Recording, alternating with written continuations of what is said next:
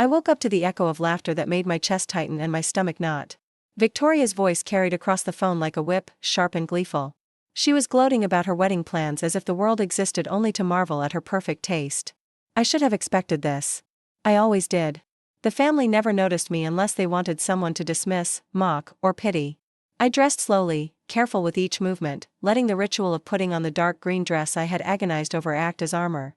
Each brush of the hairbrush against my scalp felt like brushing off all the years of being invisible. I was 31, unmarried, just that little blog, to them.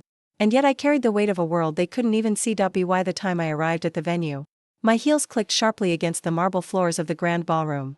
The sound seemed disproportionately loud in my ears, like a drumbeat heralding my own invisibility. Every turn of my head brought eyes that barely paused on me before gliding to someone more important, a high-status cousin, a wealthy relative, someone wearing a name tag of influence. And then there was table 12, waiting for me near the kitchen doors, tucked away like an afterthought. Like some unwanted ornament shoved behind the scenery, table 12. The singles table, they called it. As if my marital status were the only measure of my worth. I forced a smile at Eleanor Huntington Clark, who perched herself across from me with a condescending curiosity that could cut glass. "Playing at journalism again, Evie?" she asked, voice dripping with smug amusement. I nodded politely, letting the silence do the work my words could never accomplish. She didn't know, she could never know, the depth of the work I had done. The months I spent undercover in government offices, poring over files, collecting evidence that would expose corruption so massive it would make headlines for months. 12 criminal prosecutions. £40 million recovered. Systemic reforms enacted. Yet here, my life meant nothing beyond that little blog. Victoria passed by, laughter trailing behind her like perfume, every word a reminder of how wrong they all were. She didn't see the storm beneath my calm surface, the quiet power I had cultivated in secret. Douglas's polite nod was a small comfort, an acknowledgement that even he understood, in some corner of his mind, that I was being underestimated. But he didn't know the magnitude of it. None of them did. And that was fine. I remembered the rehearsal dinner vividly, the sharpness of Victoria's jokes, Patricia's smirk of superiority, Eleanor dissecting my career as if she were performing surgery. I had been silent then, letting their humiliation wash over me, storing every word for a later reckoning. I could have walked out that night, let them have the satisfaction of thinking they had broken me. But I had stayed. I had smiled, nodded, kept the teacup poised in my hands. While beneath the surface a quiet satisfaction grew, they could never take away what I had built unseen now. Surrounded by hundreds of well-dressed guests, the hierarchy of privilege and status was on full display. The head table gleamed under chandeliers, a carefully curated tableau of power, old money, politicians' spouses, VIPs whose names carried weight. And there I sat, on the periphery, observing the spectacle while remaining invisible, quietly aware that the real power, the kind that mattered, was not sitting under those chandeliers. It was mine. I glanced at my phone discreetly, checking for updates, my fingers trembling slightly, not with fear, but anticipation. Every notification was a reminder that the moment I'd been waiting for, my vindication, was near. I had planned this meticulously, though not in the way my family assumed. I did not orchestrate recognition for their sake.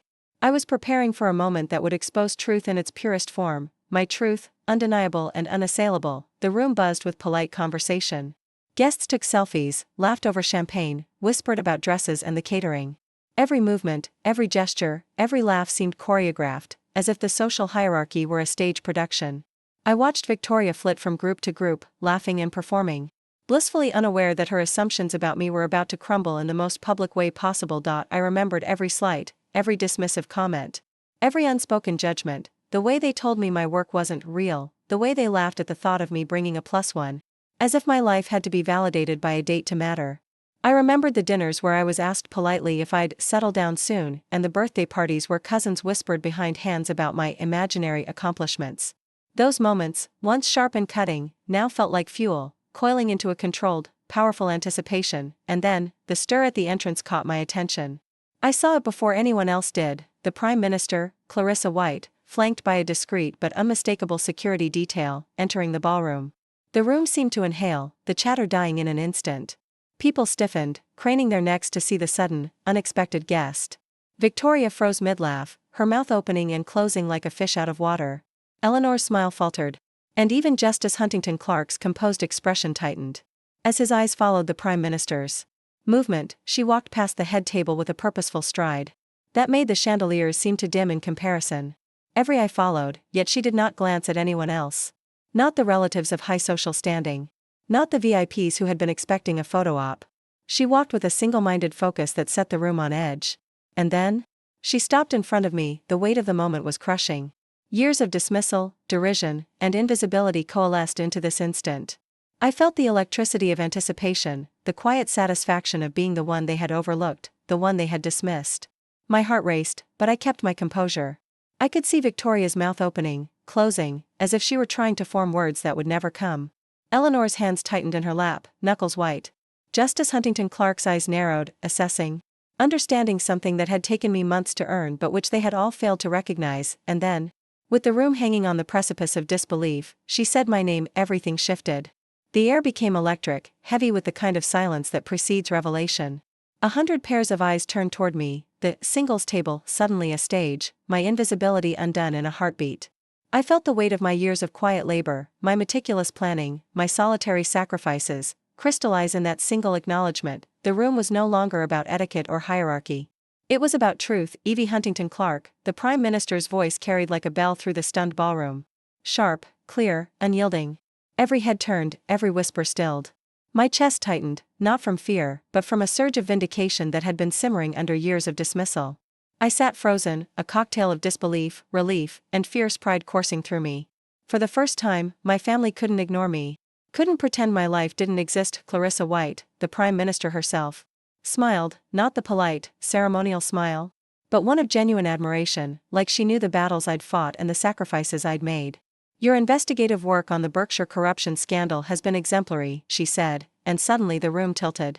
Tables of wealthy relatives, guests in glittering gowns, men in tailored suits, they all leaned forward, craning to catch every word. I could see Victoria's jaw tighten, her hands clutching the folds of her dress. Unable to comprehend what was happening, Evie's efforts over the past 18 months have led to 12 criminal prosecutions, the recovery of £40 million for taxpayers, and significant reforms in government oversight. The Prime Minister continued, her eyes locking on mine. Her courage, diligence, and skill have saved countless public resources and restored faith in our institutions. And she did this quietly, without seeking recognition, because her commitment was to justice, not applause. The applause started slowly, hesitant at first, then swelling like a tidal wave. People began pulling out their phones, capturing the moment, posting, tagging, murmuring about the #singles table scandal. My invisibility had evaporated in an instant. I was no longer a punchline at table 12. I was a force that no one could ignore. Victoria's face was pale. Her lips moved as if she wanted to speak, but no words came. Eleanor Huntington Clark's expression was a mixture of shock, embarrassment, and disbelief, her meticulously curated superiority unraveling in front of everyone. Patricia's hand trembled slightly as she brought it to her mouth, a silent acknowledgement of her daughter's complete misjudgment. Even Justice Huntington Clark, who always carried the air of infallible judgment, leaned slightly forward, his brows knitting together in rare, open recognition.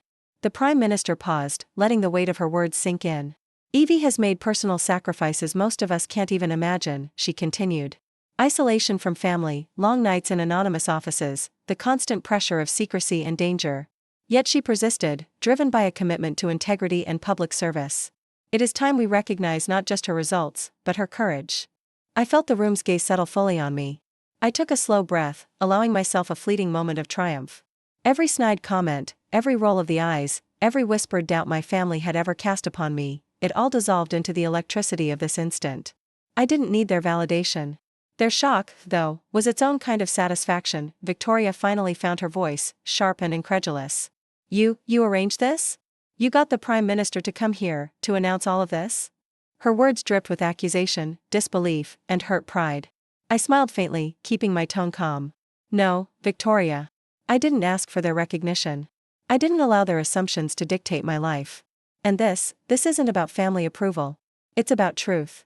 Eleanor's mouth opened, then closed. She tried again, her voice tight. This isn't. You've been lying to us all these years, playing at some meaningless job while doing. What exactly? She gestured vaguely at me, as if my accomplishments were a magician's trick she couldn't comprehend. I shook my head gently. It wasn't for you. It was for the people who needed someone to see the truth, not for those who only wanted to see appearances. Douglas stepped closer, his hand brushing mine in a quiet gesture of support. Evie, we all underestimated you. I never realized. I never understood how much you'd done. There was a humility in his tone that I hadn't expected, a recognition that even those closest to Victoria had been blind to my work. I nodded, accepting the apology, but not allowing it to erase years of dismissal. The social fallout was immediate. Guests whispered, recording videos, posting on social media. Within minutes, the hashtag singles table scandal was trending. Eleanor, flustered and ungraceful, attempted a formal apology, but it sounded hollow. My mother's calls flooded my phone, tears and joy intermingling as she praised me for my perseverance. Victoria sent message after message, some apologies, some rationalizations, her pride struggling against reality, and yet, I remained focused, my mind already turning toward the next phase. Parliamentary testimony awaited. My work wasn't over. The recognition, glorious as it was, wasn't a culmination, it was validation, a reminder that truth cannot remain invisible forever. That night, alone in my hotel room, I replayed the moment in my mind. The applause. The frozen expressions of my family. The weight of every dismissal lifted by one statement from the highest authority in the country. I allowed myself a quiet smile, but the undercurrent of responsibility pulled me forward. The Prime Minister had acknowledged me, yes, but the real work, the work that mattered, was still ahead. The next morning, media outlets were ablaze with coverage. Justice Huntington Clark published an opinion piece in the Times, admitting that his family had failed to recognize true excellence. Social media debates raged, dissecting the singles table scandal and praising my investigative work. Victoria's messages oscillated between regret and defensiveness. Douglas's gestures of understanding increased. And Eleanor's public apology made headlines for its awkward sincerity. Even in the midst of all this recognition, I remained measured. Reconciliation with my family was possible, but only if it came with genuine acknowledgement and effort. I wasn't interested in pretense. The past couldn't be erased, only learned from. And then, a private message appeared on my phone. From someone I hadn't expected, a high-ranking official from the Department of Justice, requesting a confidential meeting. My heart skipped. This wasn't about social media, weddings, or family drama. This was about the next stage of the investigation, the critical work I had been building toward for years. The moment of public vindication was thrilling, yes, but it was only the opening act. I sat back in my chair, fingers drumming on the table, a quiet thrill of anticipation curling through me. The Prime Minister's recognition had changed the dynamics of the room, changed my family, changed how the world would see me. But what I had been working toward in silence, the real battle against corruption, was still waiting. And I would meet it head-on, as I always had. The door clicked, and my pulse stuttered. I turned, expecting a hotel staff member, a curious neighbor, anyone but the figure stepping inside. The silhouette was tall, formal, unmistakable, the Department of Justice official from the message. No introductions, just a sharp glance and a nod. My phone buzzed again, flashing the same message: time is critical. Come with me. I didn't hesitate. I grabbed my coat, slipping into the hallway, every step measured, careful. The official led me through a maze of streets to a sleek black car waiting at the curb. The city was quiet, unaware of the storm I carried beneath my calm exterior. We drove without conversation. Silence has a way of amplifying anticipation, the unspoken tension, the weight of unseen battles. The knowledge that years of effort could pivot on a single choice. At the secure office, I was briefed immediately. New evidence had emerged, implicating a high-level bureaucrat in embezzlement, a case tied directly to the Berkshire scandal I'd previously exposed. The files, meticulously compiled, needed someone who understood the subtleties, the nuances of shadow operations, the hidden trail of financial misconduct. They needed me. I felt the familiar surge, the adrenaline, the sharp clarity that had driven me through 3 years of undercover work. Family weddings, social dismissals, viral hashtags, all of it faded against the weight of responsibility. Recognition was temporary. Results were permanent. This was why I had endured their mockery, their condescension, their singles table snubs. This was my real battlefield. Meanwhile, back at Victoria's wedding, chaos had erupted. Social media had ignited like wildfire. Every news outlet was dissecting the Prime Minister's unexpected appearance. Analysts debated whether it was a political maneuver or a genuine tribute. But the personal shockwaves were even more intense. Victoria's carefully curated social image was shattered. Eleanor Huntington Clark's credibility as a matriarch who knew how to judge character was crumbling publicly. Even distant relatives, previously dismissive, now approached me with wide-eyed admiration, seeking stories, details, validation. A message from Victoria appeared on my phone. Evie, I was wrong. I see that now. I don't know how to fix this. Can we talk? I stared at it, weighing the sincerity behind the words. My thumb hovered over the screen.